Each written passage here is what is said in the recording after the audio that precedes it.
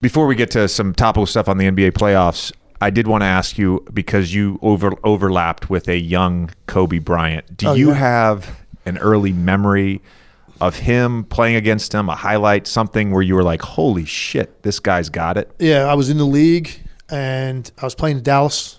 And in the summers, we would all the guys from the Philly area would congregate, and you go play pickup ball at whatever college that particular day.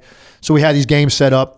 Pretty much the whole Sixers team was there, and then whatever other NBA players or guys playing overseas, or even some college guys show up. You'd have 30 guys in the gym, like great pickup games. And I walked in there one day, and they always had trainers. They're taping ankles, and I'm getting my ankle taped. I'm going to jump in a game, and I'm looking out, I'm watching the game being played.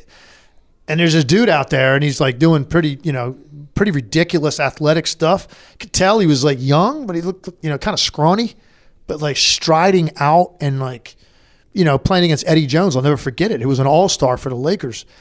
And, they're going head-to-head pretty much. And I literally said to the trainer, like, oh, who's that guy? I thought he was going to say, oh, that's such and such. He plays at whatever college, whatever. He's like, oh, that's Kobe Bryant. That's Joe Bryant's son.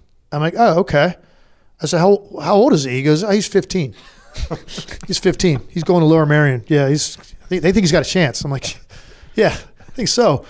So then I noticed what the thing that stood out to me over the course of that summer playing games when he was involved in was like to think about being 15 years old. First of all, just in general, how you view yourself, right?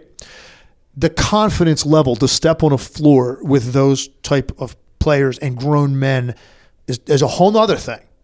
Like, I remember playing pickup ball, and the guy would bring his son, and like, hey, you guys mind if Michael plays? I'm like, no, that's fine. And the kid would just kind of, hide, but run up and down the floor. No, this guy, Kobe was out there like, no, I'm out here to do work at that age. Then that was like the first time. And then he and I, because his dad, I said Joe Bryant. Joe Bryant went to LaSalle. That's my alma mater. So I had always known about Joe.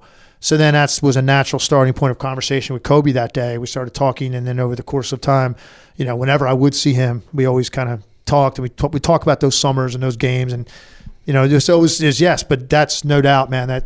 I'll never forget seeing him that day. I can literally picture it in my mind like an oil painting, sitting on a training table, looking over at the court, and watching him go up and down with those guys.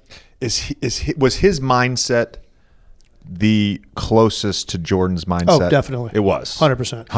Mindset and skill set. Yeah, that's the closest thing. That's the closest replicate you'll ever get to Michael Jordan, without a doubt. And look, he'll even admit it. I mean, he wanted to be him. Yeah.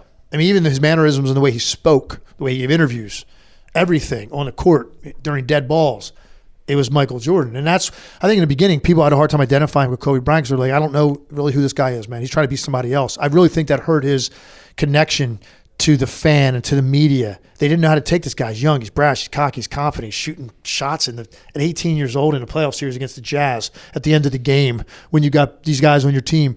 They didn't know how to relate to him because they thought he was trying to be someone else. And over time, I think he carved out his own niche for who he was. And by the way, if you're going to replicate somebody as a player, people start to realize it's a pretty good guy to pick.